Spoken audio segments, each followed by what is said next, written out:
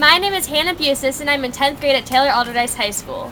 I'd like to invite all of you to the bake sale we have over there, where we're selling cookies for 75 cents to women and $1 for men to represent the unequal pay gap in our society. Next up, it's my pleasure to introduce Dr. Sharon Feng, Vice President, Business Development, Coatings, Adhesives, and Specialties of Bayer MaterialsSience.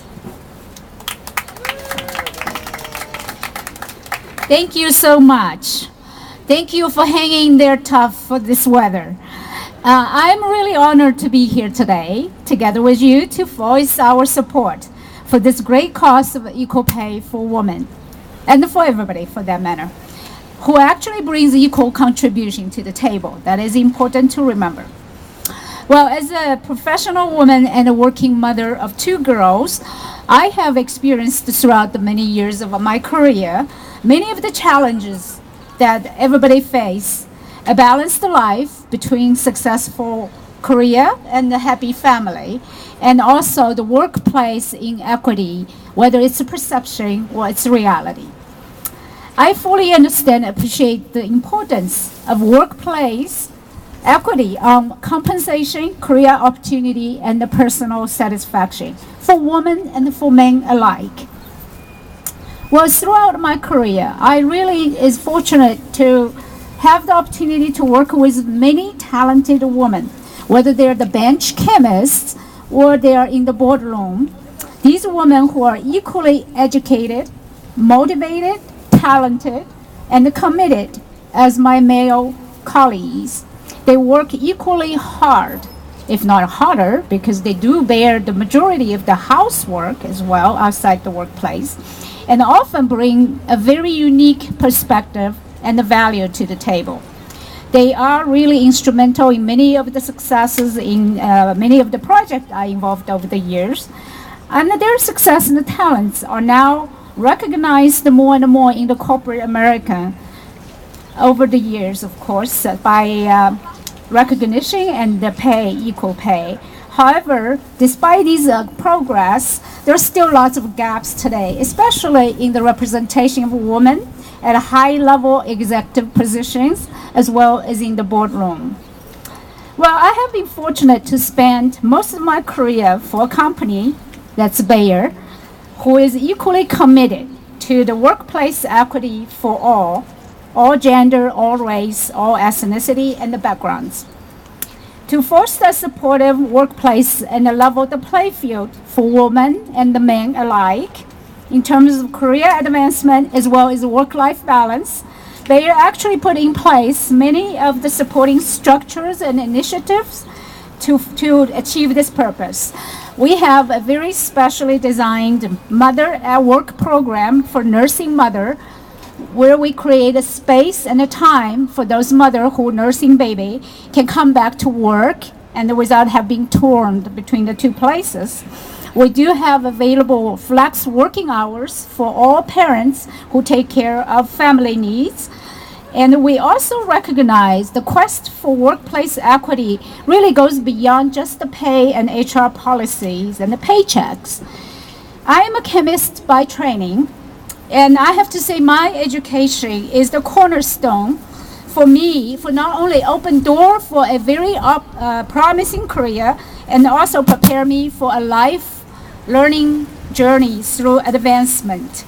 So I'm very encouraged by Bayer Foundation USA, the philanthropic commitment to emphasizing on the improvement of science education and the literacy among pre-college students, like these young ladies over here, especially those women and underrepresented minorities.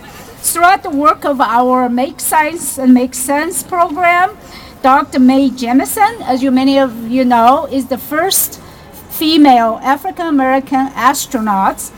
She has inspired thousands of girls across the country to really aim high and think big. So internally, we also launched a women leadership initiative to identify talented women, to develop these women into leadership roles, which is not easy. I am a scientist working in a male-dominated industry. And these women will benefit from training, from networking, and from mentoring. And I think we made a lot of progress, as many of the speakers indicated before me, but we still have a long way to go. So I'm really glad I can be here with you today to champion for this worthy cause of equal pay for women. And I hope that the fact that we stand here in the rain today will actually give our daughters a chance not to have the reason to stand here to rally for the same cause in the time to come. Thank you very much.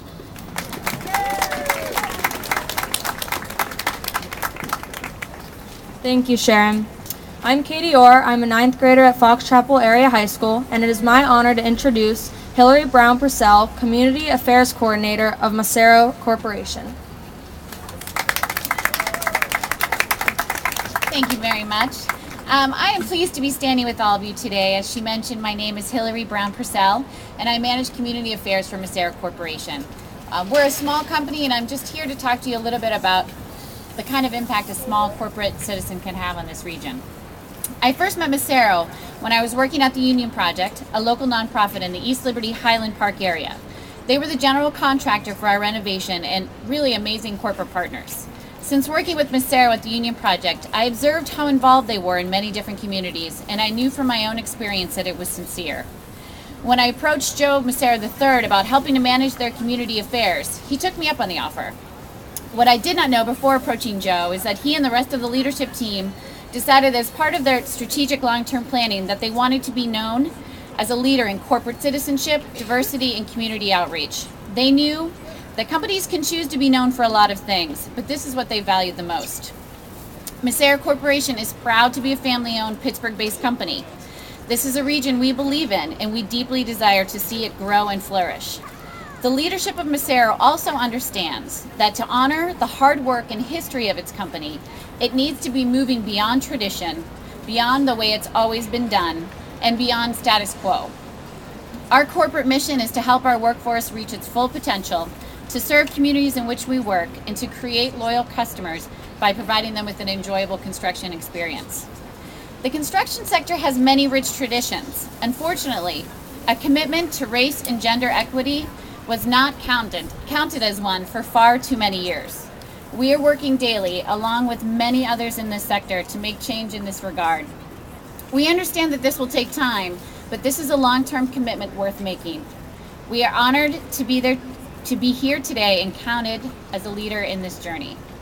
Macero Corporation strives to be best in class in every regard, and especially corporate citizenship.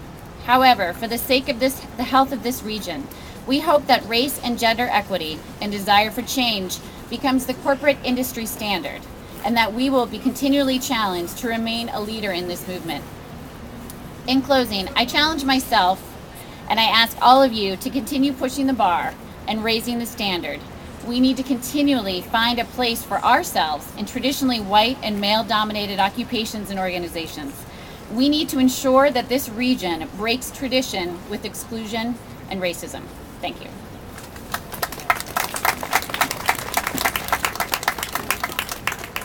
Hi, my name is Rebecca Brown, and I'm in 10th grade at Alderdice, and I would like to introduce to you Allegheny County Councilwoman Amanda Green, General Counsel to U.S. Steelworkers.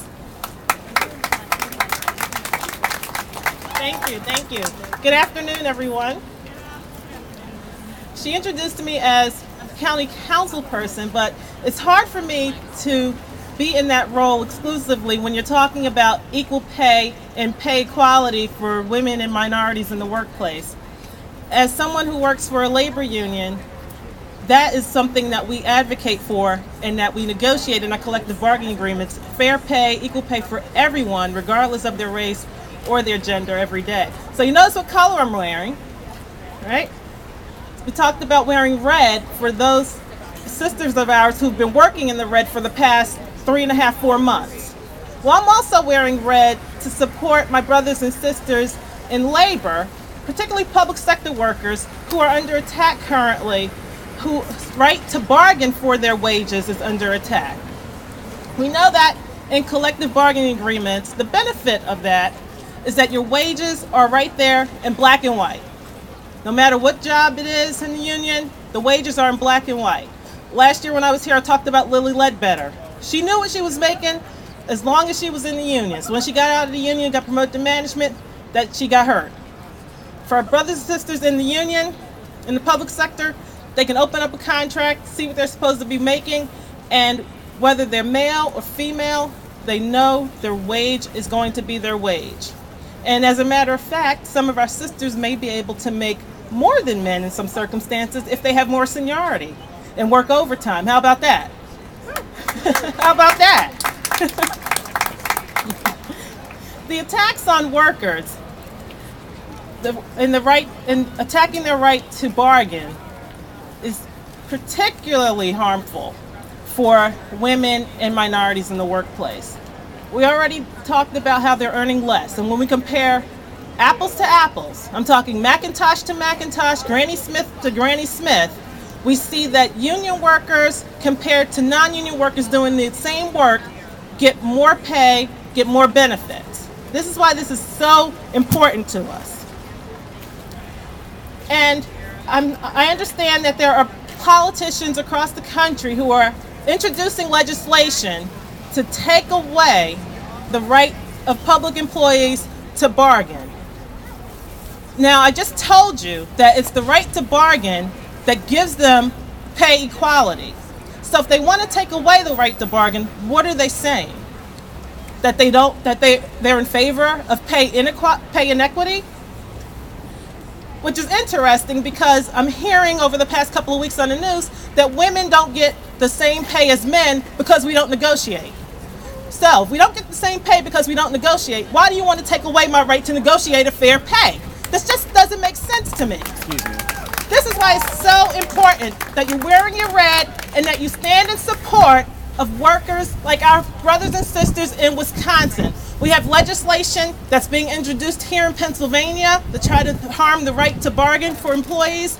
Remember, wear your red and support our brothers and sisters in Wisconsin and Pennsylvania, in New Hampshire, in Ohio, in Indiana. Take your pick. Thank you.